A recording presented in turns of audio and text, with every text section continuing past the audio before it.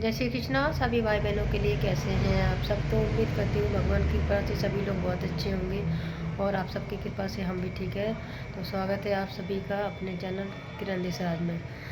तो सभी भाई बहन बोल रहे हैं कि आप बताओ कि आपके हस्बैंड का एक्सीडेंट कैसे हुआ था, क्योंकि मैंने अभी तक ये नहीं बताया कि मेरे हस्बैंड का एक्सीडेंट हुआ कैसा था, क्योंकि हमें इतना टाइम नहीं मिलता था। तो मैं हस्बैंड के काम में लगी रहती थी, तो मैं ब्लॉग वगैरह नहीं बना पाई और शॉर्ट वीडियो डालती थी जैसे कि आप सब देख ही रहे हो। तो मैं अभी थोड़ा हिम्मत करके बता रही हूँ, क्योंकि अभी आपने जैसे देखा मेरे हस्बैंड एक्सपायर हो गया 25 तारीख को।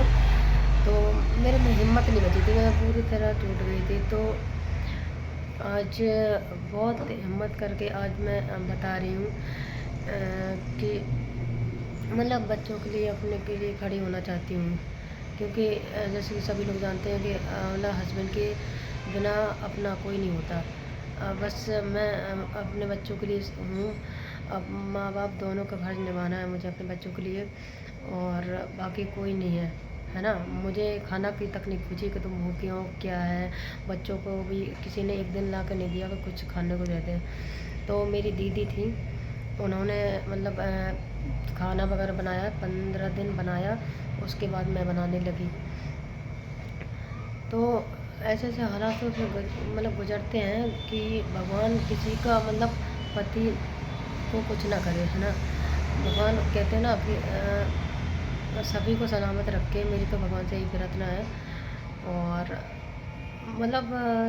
कहते हैं ना कि हर लड़की की ज़िंदगी पति से होती है, और पति पे ही अगर वो चला जाता तो सब खत्म हो जाता है। सिर्फ ज़िंदा रहती हूँ, मैं भी ज़िंदा ही हूँ, और हर लड़की और पति के बिना कुछ भी नहीं है।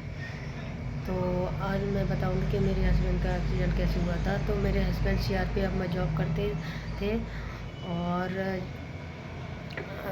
ड्राइवर थे मेरे हस्बैंड। और जब एक्सीडेंट हुआ उस दिन मंगलवार था, तो मेरे सब हस्बैंड सुबह सुबह ड्यूटी जाते थे ना, तो सुबह उन्होंने 5 बजे नहा लिया था, और वो 7 बजे का टाइम था। तो वो ड्यूटी जा रहे थे फोर व्हीलर गाड़ी से। तो गाड़ी उन्होंने साइड में खड़ी कर दी थी, किसी ने उनको कुछ सामान लाने के लिए बोला था वहाँ पे ड्यूटी पे। तो वो सामान लेने गए थे। तो उधर आर के पुरम में हाईवे है ना, हयात होटल के सामने। तो वहाँ पे वो जा रहे थे, तो उधर होटल के सामने एक कैमरा सीसीटीवी कैमरा लगा था। उसमें बाद में हमारे फैमिली वालों को दिखाया था कि इनका एक्सीडेंट कैसे हुआ है, उसमें रिकॉर्ड हो गया था। तो मेरे हस्बैंड जा रहे थे, तो पूरा रोड इन्होंने क्रॉस कर लिया था, थोड़ा सा बचा था। तो उसी टाइम बहुत सारी उधर गाड़ियाँ इकट्ठी हुई एकदम। तो मेरे हस्बैंड उसमें दिखे नहीं, सीधा ऊपर उछलते हुए दिखे। तो 6 फीट ऊपर उछले, ऊपर आगे से जब टक्कर लगी तो आगे से पूरा ऊपर उछलते हुए पीछे गिर गाड़ी के। तो समझो कितने भयंकर एक्सीडेंट, टक्कर लगी, चोट उनके।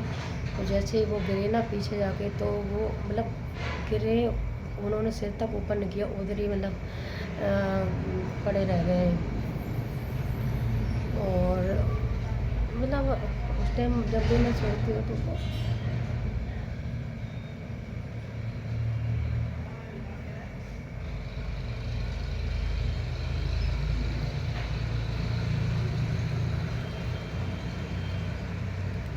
सॉरी, क्या करूँ, आता है बहुत कंट्रोल कर।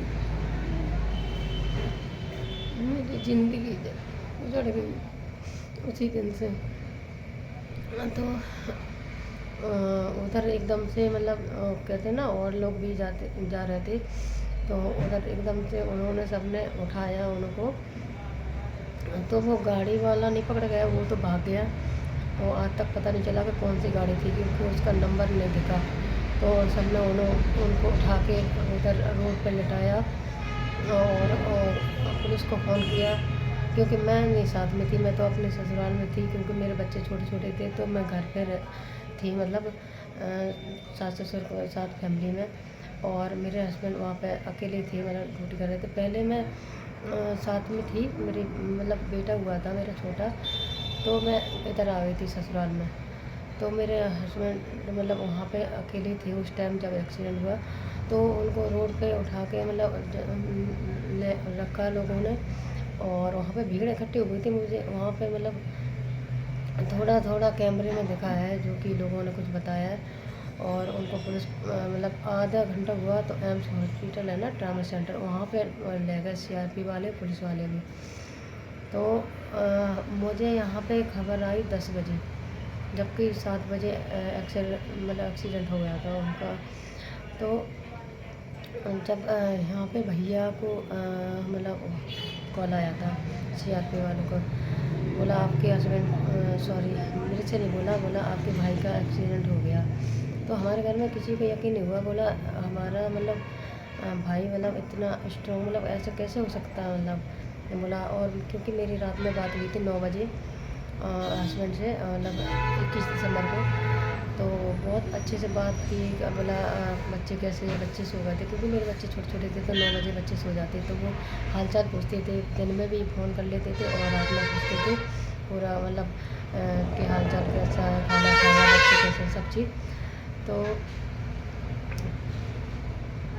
एकदम मेरे घर में मुझे किसी ने नहीं बताया। मैं 10 बजे का टाइम था, तो मैं बच्चे को मालिश करके सुला दी थी झूले में, और मैं नहाने जा रही थी, नहा नहीं पाया था मैंने। तो जैसे ही उन्होंने बताया कि मम्मी को बताया होगा, तो मम्मी मेरी पहले से ही बीमार सी पड़ गई थी, सासू माँ मेरी। क्योंकि कहते हैं ना, किसी को बच्चे को कुछ होता है तो माँ को पहले ही पता लग जाता है, थोड़ा महसूस सा होता है उनका, मतलब शरीर अंदर से टूट जाता है। तो वो उन्होंने बोला मेरे लिए दवा ले आओ। तो वो ऊपर छत पे लेटी थी, धूप निकली थी थोड़ी। तो फिर उन्होंने मुझे बुलाया, बोला इधर आओ। बोला कि क्या? बोला देसरा से कब बात हुई थी? तो मैंने कही मेरी तो रात में बात हुई थी। तो बोला कि कोई बोल रहा है कि देसराज का एक्सीडेंट हो गया। तो मेरा तो एकदम ऐसा मतलब अभी भी सुन के ऐसा हो रहा था कि मतलब यकीन नहीं होता, बल्कि नहीं, ऐसा तो हो ही नहीं सकता, ऐसे कैसे मतलब। तो मैं तुरंत वहाँ से भागी और मैंने फ़ोन उठाया, फ़ोन किया, क्योंकि मेरे हस्बैंड मैं एक बार कॉल करती थी तुरंत उठाते थे। तो जैसे ही मैंने कॉल किया तो मेरे हस्बैंड ने उठाया नहीं। फिर मैंने दोबारा लगाया, 3 बार लगाया, 4 बार नहीं उठाया। जब फ़ोन नहीं उठा ना, तो मुझे तो यकीन हो गया कि मेरे हस्बैंड एक बार भी मतलब मेरा फ़ोन उठाते थे। तो जब नहीं उठाया तो मैं तो उतरी, मतलब मेरा जाल है जो रूम के आगे, मैं जाल पे ही गिर पड़ी। और तो सब लोगों ने उठाया और मेरे घर में इतने सभी लोग रोने लगे। और फिर भैया लोगों ने बोला कि वो लोग बोल रहे हैं बच्चों को लेके आ जाओ, बोला सीरियस हालत है उनकी। तो हमारे घर में मतलब इतना ज़्यादा कि मतलब जब बुला रहे हैं तो कुछ तो ज़्यादा है ही मतलब। तो जैसे ही वहाँ पे पहुँचे तो पहुँचते-पहुँचते हमें हो गई थी शाम, क्योंकि मेरी गाड़ी भी ख़राब हुई थी। कहते हैं ना, वक़्त ख़राब होता तो गाड़ी भी। तो वहाँ पे जैसे ही हम मतलब पहुँचे ना, तो हमें रात हो गई थी, 5-6 बजे का टाइम हो गया था। तो जब पहुँचे तो वहाँ पे एक ऑपरेशन हो चुका था, क्योंकि अगर ऑपरेशन ना करते तो वो मतलब बच ना पाते। तो उनका एक साइड का मतलब सीधे इधर की साइड का ऑपरेशन हो चुका था। और जब हम पहुँचे तो बोला एक लोग को मिलने देंगे। तो मेरी मम्मी ने बोला कि बोला इनको किरण को मिलने दो। तो मैं अंदर गई, इतना बड़ा हॉस्पिटल, मतलब बहुत सारे मरीज़ पड़े थे। तो मेरी तो हिम्मत नहीं पड़ रही थी मतलब, क्योंकि मैं रास्ते में ही इतनी ज़्यादा रोती गई। मेरा बच्चा 1 साल का था, उसको कंबल में लपेट के, मतलब मेरे जो भी हस्बैंड बोलते थे कि बच्चे को लेकर कहीं जाना नहीं है सर्दी में।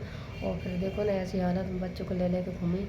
तो मैं जैसे भी हॉस्पिटल में अंदर घुसी, तो उन्होंने एकदम बहुत सारी चीज़ें होती थी जो सिर में बांध देते हैं, कपड़े पहना देते हैं, मास्क वगैरह ये चीज़ लगाई। मैं अंदर से कँप रही थी, मुझे अकेले लगा, क्योंकि मैंने इतना बड़ा हॉस्पिटल कभी नहीं देखा था। मैं अंदर जैसे भी गई तो मुझे पता नहीं चल रहा कि बहुत सारे बेड पड़े थे। तो मैं जैसे घुसी तो मेरे हाथ पैर इतने काँप रहे, मतलब एक तरह से मतलब ऐसा लगा चक्कर आ रहे हैं मेरे को बहुत ज़्यादा। तो मैंने कहा अगर मैं गिर गई तो ये लोग मुझे मिलने नहीं देंगे मेरे हस्बैंड से। तो मैं वही, मुझे समझ में नहीं आ रहा था, इतने सारे बेड पड़े एक जैसे मतलब दिख रहे थे लोग, क्योंकि वेंटिलेटर पे थे और सभी को ऑक्सीजन वगैरह लगी, मशीनें। तो मैंने एक नर्स थी, उससे बोला कि सिस्टर मेरे हस्बैंड किधर है? तो उन्होंने बोला 7 नंबर। तो मैं 7 नंबर देख के गई, तो मेरे हस्बैंड को ना घर से मैंने एकदम अच्छे भेजे थे और मेरे हस्बैंड ऐसी आदत में दिखे मुझे। आँख है ना ये सूजी और ऑक्सीजन लगा मुंह में, वेंटिलेटर पे, मुझे पूरा सिर का ऑपरेशन हो चुका था। कुछ समझ में नहीं आ रहा पहचान में कि ये मेरे हस्बैंड है, मतलब ऐसा हाल है।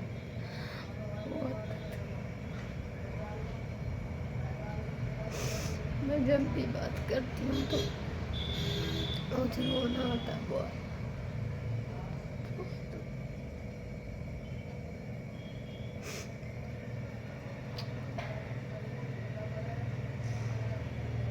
तो देखो ना, फिर जब रात हुई तो उन्होंने बोला कि वो सांस सही से नहीं ले पा रहे, तो बोला एक और ऑपरेशन करना पड़ेगा दूसरी साइड का। तो मेरे से साइन कराया, तो मैं बोले जिंदा बचे या ना, बोला आपकी जिम्मेदारी। तो मैंने बोला मैं मतलब साइन नहीं करूँगी क्योंकि मुझे मेरा हस्बैंड जिंदा चाहिए, कुछ नहीं होना चाहिए। तो वो बोले कि तो ऑपरेशन नहीं करूँगा। तो फिर मेरे भाई बोला दीदी कर दो, साइन तो करना पड़ेगा। फिर मैंने साइन कर दिए, तो दूसरी साइड ऑपरेशन हुआ। तब तीसरे दिन बोले कि ये खतरे से बाहर है। तो मुझे उस दिन बहुत अच्छा लगा कि मेरे हस्बैंड चलो ठीक है, अब मेरे साथ मतलब ज़िंदगी भर रहेंगे। मुझे ये पता नहीं था ये कोमा क्या होता है, मतलब क्या नहीं। तो मेरे हस्बैंड मतलब तीसरे दिन उन्होंने बताया कि मैं खतरे से बाहर है। फिर हमें थोड़ी राहत मिली। फिर हमने डॉक्टर को बोला कि सर आप कितने भी पैसे ले लो, हम ज़मीन बेच देंगे, मतलब सब कुछ मतलब बेच के आपके मतलब पैसे देंगे, हमारे हस्बैंड को ठीक कर दो।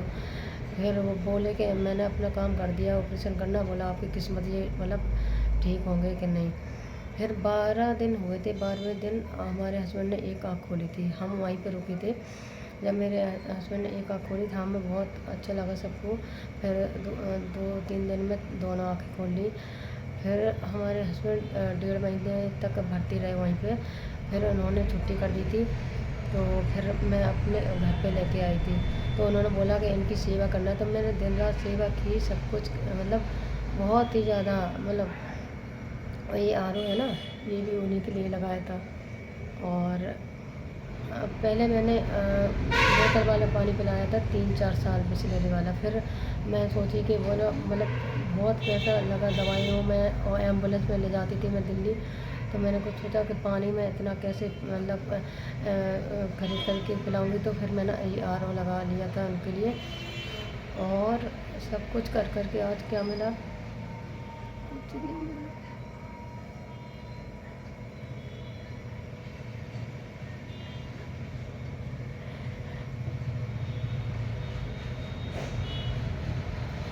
सब कुछ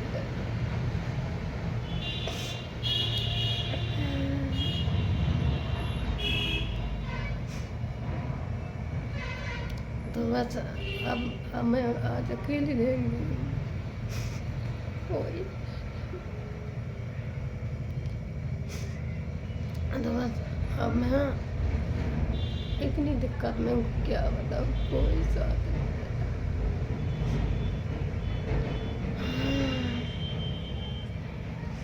बस अब मैं अपने बच्चों के लिए जीना चाहती हूँ, क्योंकि मेरे बच्चों का मेरे अलावा कोई नहीं है बिल्कुल भी। क्या करें।